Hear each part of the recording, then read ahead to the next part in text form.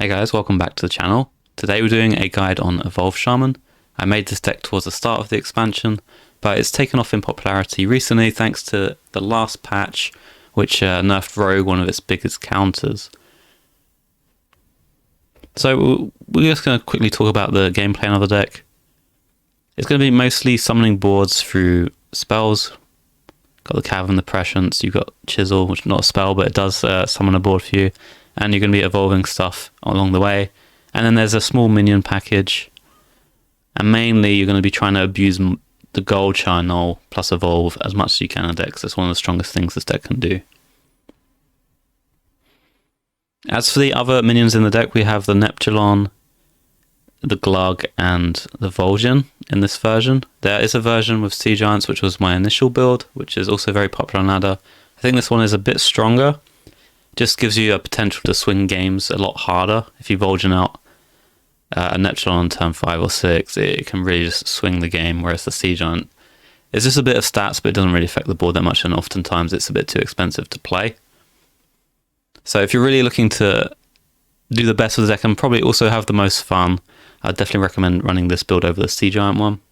We actually can have a look over here on HS Replay and see for Diamond through Legend on the current patch, Evolve Shaman the second and third most popular deck in the game through Diamond through Legend, and if you add them up together it becomes the most popular.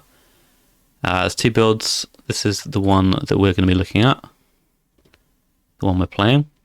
We can just look at some of the data for Mulligan win rates and stuff, and I can talk you through it. You don't want to just exactly follow the numbers on here and just only keep these cards. There's a little bit more nuance to it, so we'll go through that. The first big factor is whether you're on the coin or you're going first and what you want to be keeping. See, going first, stuff like Schooling, Prescience, Chisel are towards the top. They're going to be good on the coin as well. But the big difference factor is that the Gold Channel. Gold Channel, not a good keep going first, even though people are keeping it. But on the coin, the Gold Channel suddenly goes towards the top. That's just basically because you get extra cards, and it's quite easy to go null plus evolve on turn 3, even if you haven't hit a Schooling at that point. Or if you have a Schooling, you can have the cheesy turn 2 null. Okay, let's go through just the always keeps. Always keep Schooling, always keep Prescience, and always keep Muck pools. It's whether you're on the coin or going first, just always keep these 3 cards. If you have double Schooling, keep double Schooling. You have double Prescience, keep double Prescience. But if you do have double Prescience, obviously throw away any minions you have, even if it is a null, which is normally a keep on the coin. If you have 2 Prescience, you really do not need to keep any minions, because you're naturally going to draw all of them anyway.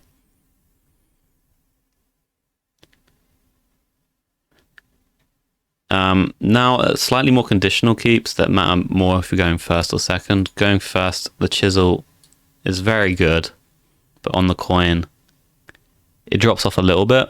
And I think the main reason for this is because you can't naturally react to a 1-drop with the Chisel without having to use the coin, which is a big deal. Whereas opposed if you're going first, they play the 1-drop, then it's your turn to, you can Chisel to kill it straight away if it's got 1 health.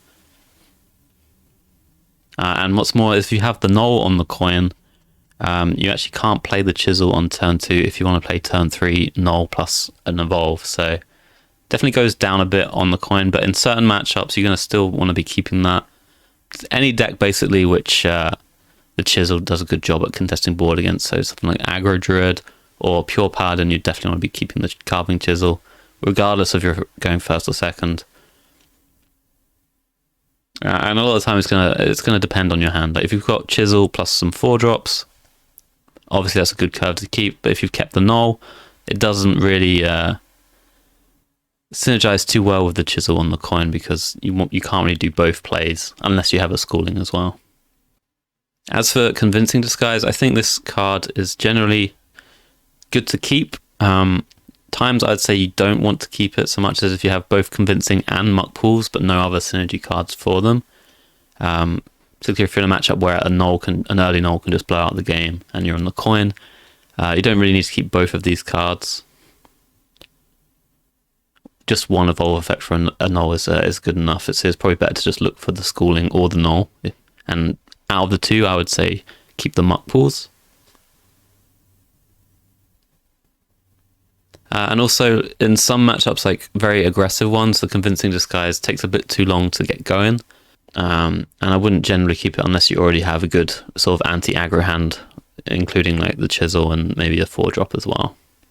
As for keeping stuff like Wild Paw Cavern, I'd say generally not, especially on the coin. I think it's quite a bit worse because on the coin you have a potential for Gold Char null plays, or you have coin prescience plays, and then there's not a whole lot of reason for you to play the Cavern over those other plays. But going first, it's a slightly better keep because it's a bit harder to fill out that turn 4 with a different play.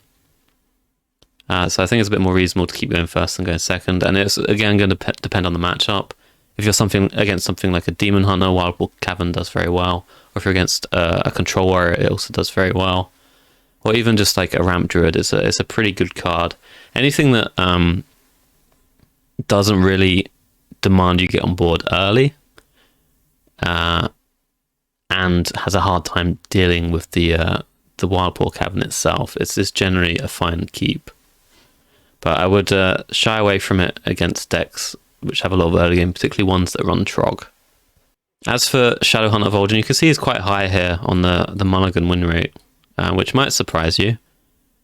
But he's a very good card sometimes, and I say you generally don't want to keep this unless you have parts of a combo to cheat out Neptulon. Cheating out Glug is fine as well sometimes, but it's usually a bit worse, especially if they can just remove the Glug. The Neptulon threatens to just kill them on his own, and he tends to remove all the board that they have developed up to that point. So it's a much bigger swing term.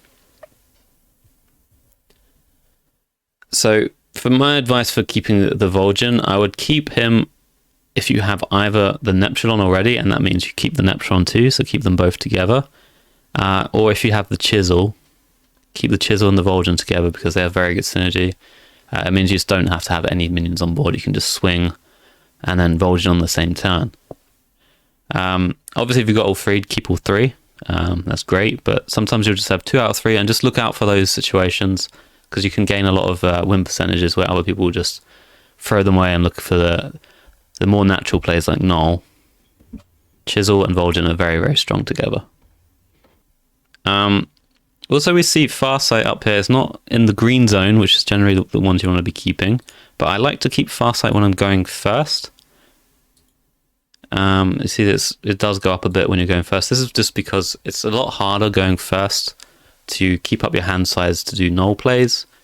And also going first, you don't really have any turn 3 plays, so Farsight fills the gap in both of those things. If you Farsight on 3, you're kind of developing tempo without decreasing your hand size, just to do a later, bigger turn. On the coin, though, it's definitely not a keep. It goes way down, and the reason for that is basically you tend to skip the 3 mana slot when you're on the coin, and you just go for coin 4, or you go for a null play instead.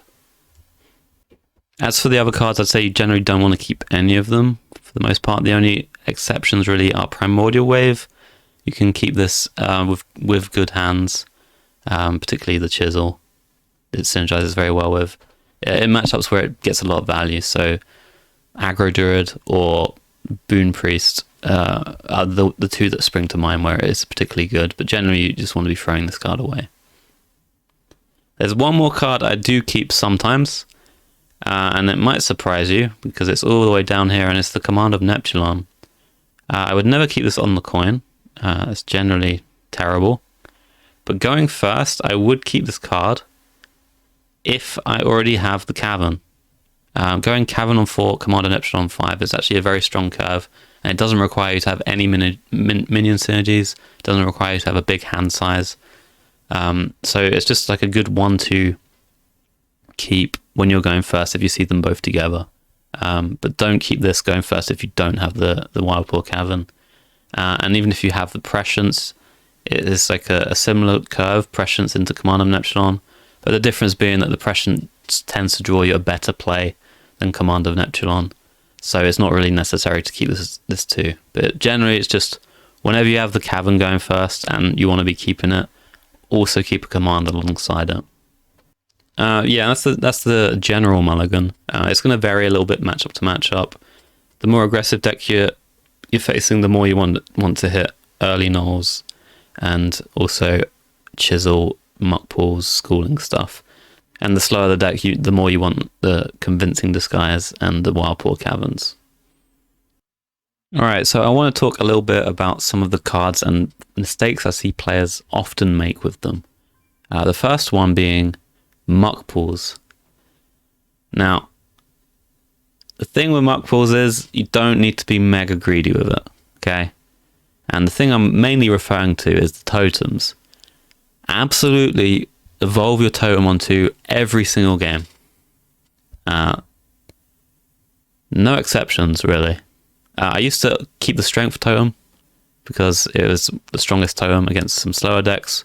But even against them, I think just evolving onto is a bit better, just to get that pressure rolling onto your opponent's face and get just some stats for contesting board. You might think, oh, we'll just save this for bigger evolves later on with like the Null, Tiny Toys, etc. But it's really, really not necessary. The thing is, when you evolve on the totem on 2, the Muck Pools is going to be ready online for whenever your Null's coming down anyway, usually around turn 5. And that applies to the Hero Power totem, and it also applies to getting a totem from the Chisel. What's more with Muck Pools, it's a good correction. It's a good thing to have to correct bad evolves later down the line.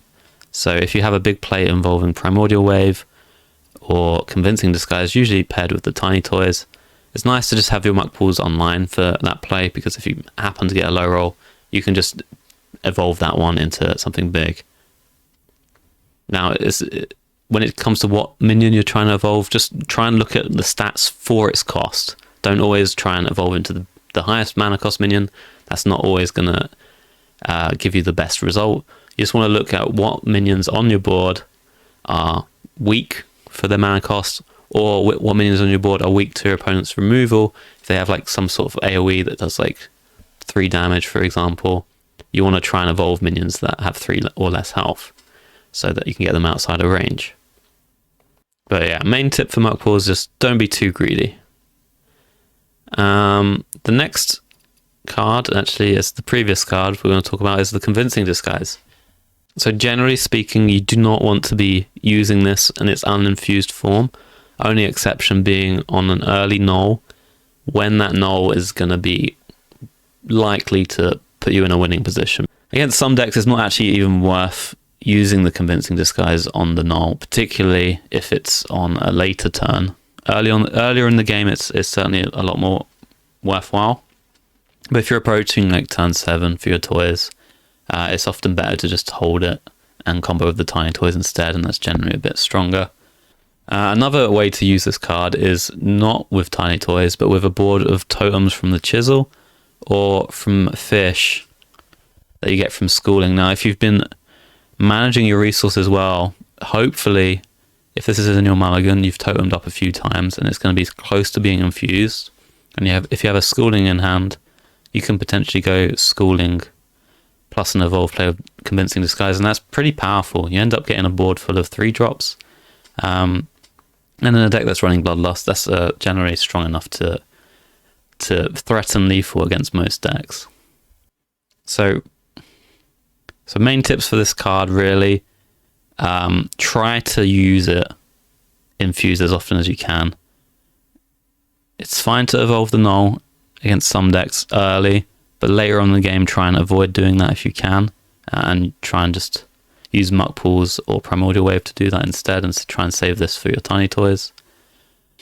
And also look out for those hands where you have like Chisel and Schooling and Convincing Disguise, and try and orchestrate doing early totems, and then once it's infused, you can play out all your fish and evolve them on the same turn. I just remember there's one more tip with Muck Pools and sometimes Convincing Disguise that I forgot to tell you, and that's with Neptulon. Sometimes when you have a Neptulon, your opponent will kill one of the hands in an attempt to stop the damage, because then the Neptune himself is only going to be swinging with one of the hands instead of both. He's only going to be doing 4 per hit. What you can do, particularly if you have a Bloodlust, sometimes you can find a lethal, is if you Bloodlust the Neptune with one hand, attack with the hand, then you can evolve the hand with the Muck balls, and then the Neptune himself is free to attack. As long as there's any hands on board, he can't actually do the damage himself. But if you evolve them away, well, you can do maybe 20 damage with them, which is quite a lot. Only real tip for Wind Chill is, obviously you can use it on your own minions. One thing that's nice sometimes, if you don't want to keep the minion frozen, is to Wind Chill something you're about to evolve. I think Carving Chisel also a card people might be misplaying with. You don't want to just be swinging absolutely every single turn with this card. It's a good way of generating board for 0 mana. So you can use this even as a reload if you're against a deck that runs lots of AoEs, like Control Warrior or a Priest or a Blood DK. It's good to just hold this as a chance for refill, particularly if you've got like good early boards. So if you've got like Chisel plus Prescience and Wildpool Cavern, maybe you only need to swing with this like once, and you can just hold the other swings for refills once they deal with the rest of your boards. We already talked about evolving the totem onto when you Chisel. Pretty much always do that. But also a nice thing with this card is it pairs really well with Vol'jin. Chisel and Vol'jin means that even if you're behind on board, or you have just been hit by an AoE or something, you have no board at all, you can still go swing with the Chisel, Vol'jin your totem back to hand, and then maybe pull out a Glug or a Neptune. It's pretty nice. One thing I like to do when I have Chisel and Schooling and like a Convincing Disguise or a Primordial Wave is to try and load up the board with totems and hero power often, to either infuse the disguise or just make a board for the Primordial Wave and not actually play my fish. And then around turn 5, you're going to have this infused, or you're going to have a board for the wave, and then you can just play the fish on the same turn, swing your weapon and evolve. Instead of just doing a curve where you go like Schooling on 1, Chisel on 2, play out all the fish, then you're just going to be left, if that board is dealt with just no swing potential, you're just going to have an infused Convincing Disguise in hand or a Primordial Wave in hand, but maybe you won't have a board to use it on. Schooling, also a card that I think people will make mistakes with. You really want to play all the fish on the same turn to get the most value out of it. That's the first rule of Schooling, really. You don't want to be just using those ones with rush. You want to really max them, but also you kind of don't want to play them a lot of the time. You actually just want to keep them in hand to keep your hand size big, and go for totems on the board instead with your hero power. Do that for a few turns. It means whenever you draw a null, or if you have a Prescience which might draw you null, the null is going to be very cheap in hand still. And also it enables players like Convincing Disguise to a big evolve play with just the fish, because you've just spent a few turns infusing that with just totems and you don't actually cost yourself any cards. Times when you do want to actually play out the Schooling is obviously if your opponent's board's very, very threatening, if they're an aggro deck and you need to clear it up, or if you just have a nice curve to follow up which doesn't involve the null, or you've already played the null, it's just fine to play the fish from that point. But generally speaking, if you play the Schooling, try not to throw out the fish willy-nilly. Just hold them and see if you've got a different play that you can do, whether it be toteming or Farsight or Primordial Wave even, just so you can keep that hand size big. Farsight, again, another card that needs a little bit of explaining. It's one of the worst cards in the deck, don't get me wrong, but it has some uses other than just draw a card. This is a very good card at just waiting and preparing for your next plays. You have potential Golshar null swing turns, particularly with Primordial Wave, that cost a lot of hand size and a lot of mana to make work. And Farsight is a good way to bridge to those turns without obviously dumping your hand size. Oftentimes you'll have maybe a Schooling being played, and you have a Farsight as an option on turn 3. you could play all the fish, or you could play the Farsight. And if you have a null in hand, or you have a prescience that could draw you a null, you probably don't want to be playing out the fish unless your opponent is really, really threatening you with a board early on. Instead, going for the Farsight, it's long term a little bit better. For Farsight, you're going to naturally learn to play with this card a bit, but something I want to just advise you to try is, even if you have another valid play, like particularly schooling or something like that, is to instead go for the Farsight and then try and do a bigger swing turn later on and see how that fares for you. Remember that the goal often for this deck is just to keep the hand size very big until you've played your gold China Nulls, and then start doing all the other tempo plays. Okay, Prescience, while Paul Cavern, you generally don't need to worry too much about them, just play them when they're good. Primordial Wave, the only thing I'll say for this is sometimes you can try and set up a gold China Null plus Wave on turn 5 by not playing too many cards out, particularly with Farsight. It's a good way to enable that. Or you can use Wave to evolve a board full of totems with your Chisel. That's also pretty strong a lot of the time. Just turn them all into 2-drops. And 2-drops actually got kind of decent attack value between them.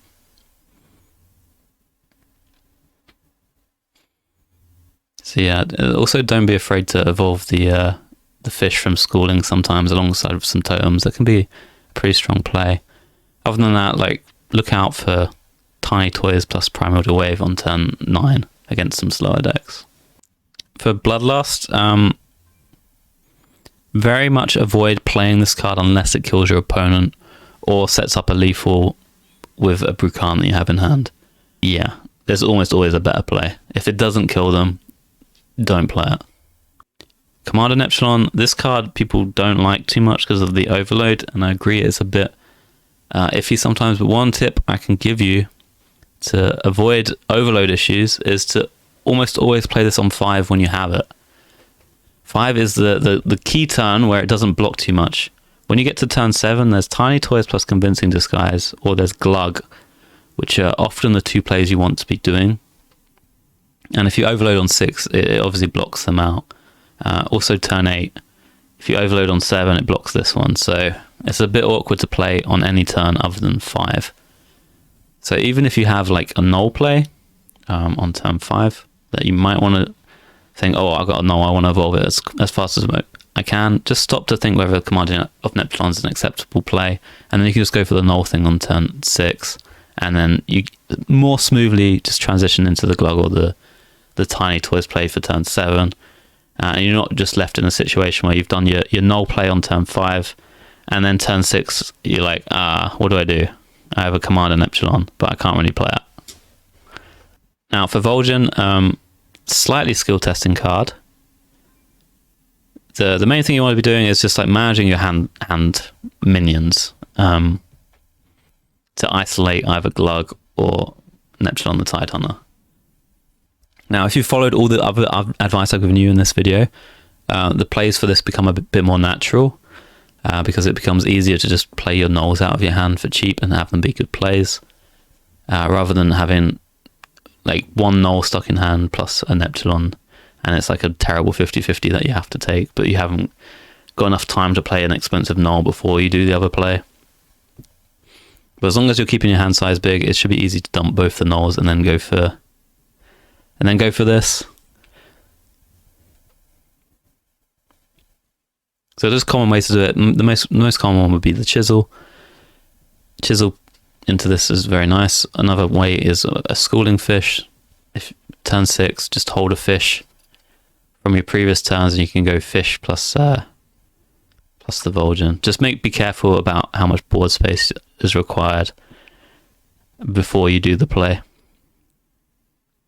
It's not so great to cheat out a Glug if it's just his head, and it's not so great to cheat out Neptulon if he's missing a hand. So just be wary of that. One last tip for the Vol'jin is that you can use it on enemy minions as well. This is going to be quite situational, as it's usually not too good tempo to do so, but there's going to be a few situations where it's good. The main one being against maybe like the Blessed Priest. If you ever encounter one of them, you can send away their big booned minion back to their hand and it becomes pretty much unplayable. But you can also use it against things like Big Spell Mage to maybe try and snipe out their Belinda if they've got like a kept card in the Mulligan going into their turn 6. Or you can use it just to get rid of a taunt if that helps push for lethal. For tiny toys, generally do not play this unless you're evolving a bunch of them. It's not worth it. It's just too low value against most decks and too low tempo. Exceptions being if you have like 2 Muck pools online. You can go tiny toys, Muck pool. It is acceptable, but generally speaking, you just want to save it for Convincing Disguise or Primordial Wave against most things. Even going for like toteming up against a slower deck is better than playing this card. For Gold Shine, obviously premier minion of the deck. You're going to be wanting to evolve him all the time, but you don't have to evolve him all the time. Sometimes it's just perfectly fine to play a 5/4. Against a lot of decks, they don't have a good answer for it. Something like Paladin, if you have a 5/4 that kills their minion, they just can't deal with it, so you don't even need to evolve it to begin with. Also, Ramp Druid. Just playing out a Gold Shine early on and not evolving it's completely fine. Also, if you're on the coin, you have 2 nulls. It's often best to not evolve the first one, particularly if it costs you the coin to do so, just so that second one's easier to get out of your hand, and then just use the evolve on that one instead. And just the last tip, maybe for Neptulon, is that you can actually use the Muck pools to evolve one of his hands sometimes. If your board's maybe weak to removal or AoE effects, the hands are 4 mana minions. So evolving one of them often gives you a pretty beefy 5-drop to protect you a bit against some of the AoEs that some decks have available. And of course, the earlier tip I mentioned, where you can sometimes evolve a hand to push a little bit more face damage. One more tip I want to give you is against slower decks, and that's how much you want to commit to the board. What's going to help you a lot here is learning what removal is available to your opponent. If you're against Blood DK, for example, they have 2 main big AoEs, which is Corpse Explosion and the 8 mana Twisting Never dude. I don't know his name, but you know the ones I'm talking about. And the key to beating Blood DK is playing around those cards as best you can.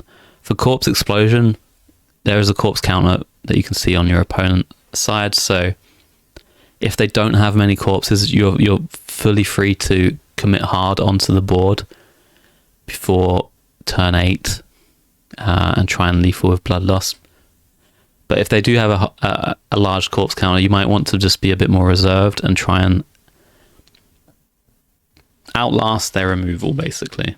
Or at least be careful with what you're committing to the board. If you've already got a load of caverns down, ready to go, and they have a lot of corpses, you don't really need to add much more to that board. You can just keep chipping away with it.